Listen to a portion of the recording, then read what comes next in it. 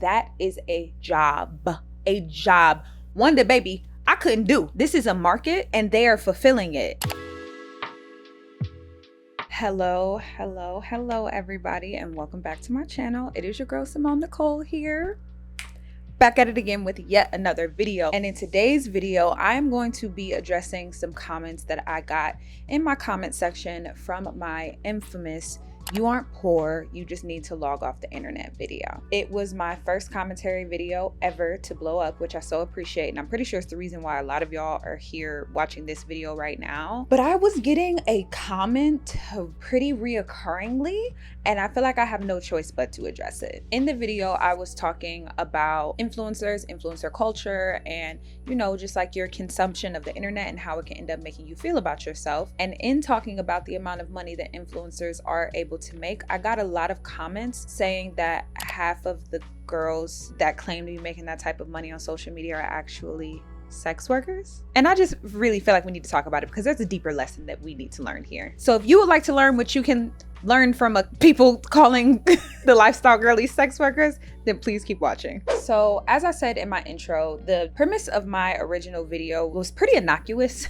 in my opinion, and it really resonated with a lot of people because you can start to feel like you're not enough when you're constantly absorbing so much wealth that someone else has. But then I started to get comments like this. Let's just read a few to see what the girls had to say. 85% of them are prostitutes, which is fine as long as they are happy and safe, but it's never mentioned. I feel like a lot of people don't realize that since a lot of these influencers are sugar babies and prostitutes, on the side of the maintenance part, it is their marketing to attract clients. A lot of these girls do sex work, TBH. They're just not honest about it. A lot of these women have sugar daddies, OnlyFans accounts, and blah, the list goes on and on and on from there, but that's just a few. At first, I was gonna let the comments slide because comments will be comments, and I know that the people that left these comments did not mean anything by it, and they were trying to make, their fellow people in the comment section feel better about their circumstances because they were, I believe,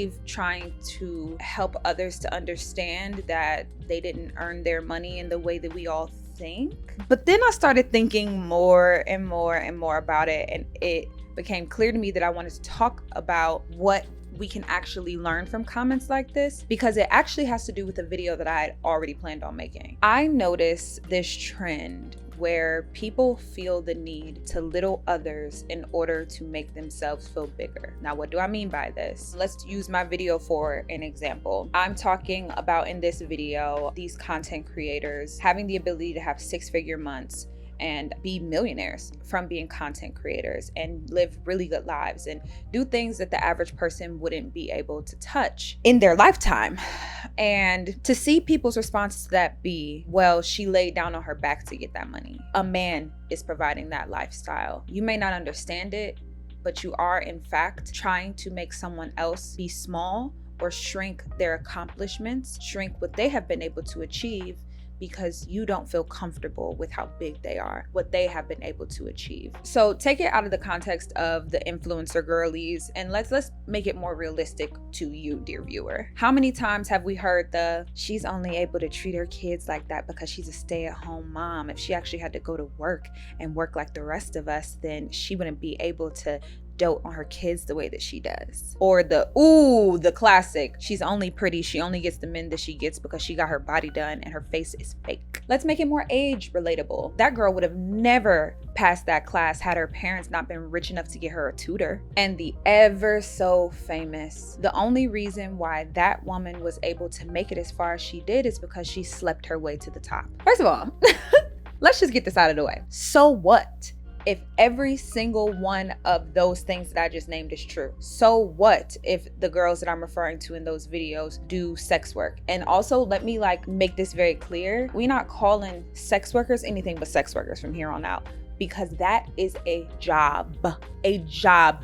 One that, baby, I couldn't do. This is a market and they are fulfilling it. Sex sells, always has. So I just really feel like we need to really work on moving past shaming women that fulfill a sector in our society that has existed since the beginning of time. That's number one. Number two, she earned that money. It's like you're saying that because she earned it in a way that you don't deem acceptable, then it means that that money is not legitimate. And that is rooted in sexism and misogyny. And if you want to go to war with me on that, would you say the same thing about a woman that's a freaking mechanical engineer showing a day in her life? Would you ever be like, the only reason she can afford that lifestyle is because she's a mechanical engineer? You would never do that to a girlie that had a quote respectable job. Moreover, a job that you respect. And second of all, why is it your impulse to have to knock someone down a few pegs in order to be able to justify what they have going on? As if because it's not something that you've seen happen before, a life that you perceive to not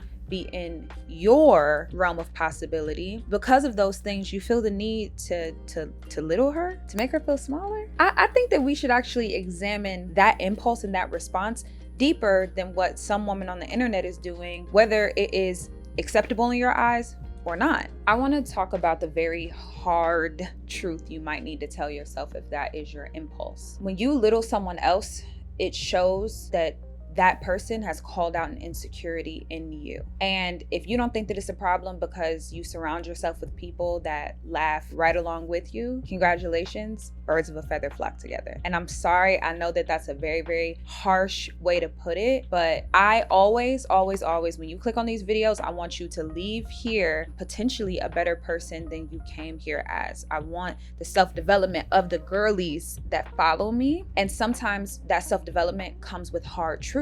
All emotions are valid, including jealousy and envy, which is something that I talk a lot about in my You're a Hater and That's Okay video, which I will have linked up on the screen. You can have those emotions, but what's more important is what you do with those emotions. I can picture people seeing this video and looking at the comments and being like, it's not that deep. Like, you didn't need to dig into this deep. Like you're looking for something that isn't there. I would push back on that because it is that deep. Things aren't that deep when they're just like a passing thought in your head. It's in your head, boom, it's out the next. It's the fact that you watched whatever content you were watching, you thought about it and you wrote it down and you sent the comment. That's like a lot. That is that deep. You didn't do that just because that took time and energy out of your day. So it is that deep because you needed to act on a thought to make sure that the person that said or behaved in the way that you didn't deem acceptable knew that you felt like it wasn't acceptable. So again, it is just that deep. Because if it wasn't, then what was the point in you leaving the comment under my video, leaving the comment in someone else's comment section, saying it to someone in life that didn't actually ask for your opinion on the situation? And you also have to think about what exactly you would like someone to do with some of the comments that you say, because someone else will say, oh, well, the person said that because they're trying to hold the person accountable.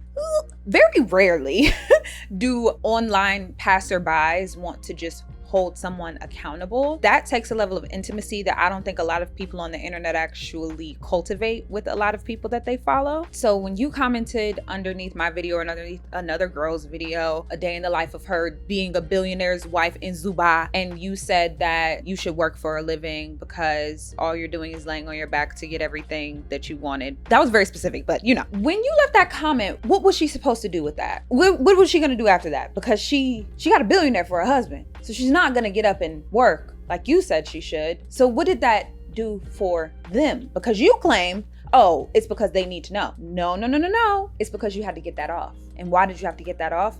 Probably to make yourself feel better on the inside. And also, we're not gonna do the whole, well, people are online and they're a public figure, so I can say whatever I want. No, that's actually really messed up. That's actually just an excuse for you to be a bully. And I'm sorry, but you're a mean girl. You're a bitch! Please do not let social media and gangsters in the comment section lead you to normalize behavior that is not normal or healthy. The habit of littling others is super duper common. When I see it, I'm not surprised, because it's probably a habit that you have experienced yourself and emulated it because you have people and loved ones that probably do it to you or have done it around you. But I'm here to tell you that it's not necessary, babes. If someone has something that you want, has a life that you want, strikes a nerve in you, it's okay to, one, write it in your diary about how it made you feel and not tell the other person when it's not constructive and you're saying it just to hurt their feelings or to get attention. Secondly, you don't want that type of energy circulating you. And I know I'm becoming like the energy girly, but it is so important. The vibes that you put out are the exact vibes that will be returned right back to you. So if you're constantly complaining about how you don't make enough money and your life is so sad and you just feel so unfulfilled when you're putting out behavior that supports that type of lifestyle, well then girl, you are just in a self-fulfilling prophecy, ain't ya? It is time to put a stop to it. And I'm gonna end this video by talking about a story in Gabrielle Union's book that stuck with me since the moment I read it. She was talking about where she came to a point in her life when she realized that she was indeed the drama and she was a mean girl. And she ended up getting herself a life coach, and her and the life coach were at an event at the same time. I don't think they were together at the event. And Gabrielle had a really bad habit of talking horribly about the other women in the industry because she was, spoiler alert, jealous of other women. This is upon her like looking back and introspection and all of those things, of course, and healing and all the good things. But she said she remembers being at this party and there were people surrounding her and she just picked a target and she went off, just degrading them, running them into the ground, and everyone around her was just laughing and applauding her for doing all of that. And she just felt so good and so high and mighty because she had knocked that last woman down a few pegs. This woman was nowhere to be found, nowhere near her. She looking like, now why am I being brought up in this? And after all of the dust settled and she had puffed her chest all up, her life coach came over to her and asked her, what did you get from that? And Gabrielle said, what do you mean? And she said, is there more money in your bank account? Are you any closer to the body goals that you have? Did it get you a husband? Did it bring you any closer to anything that you want in life?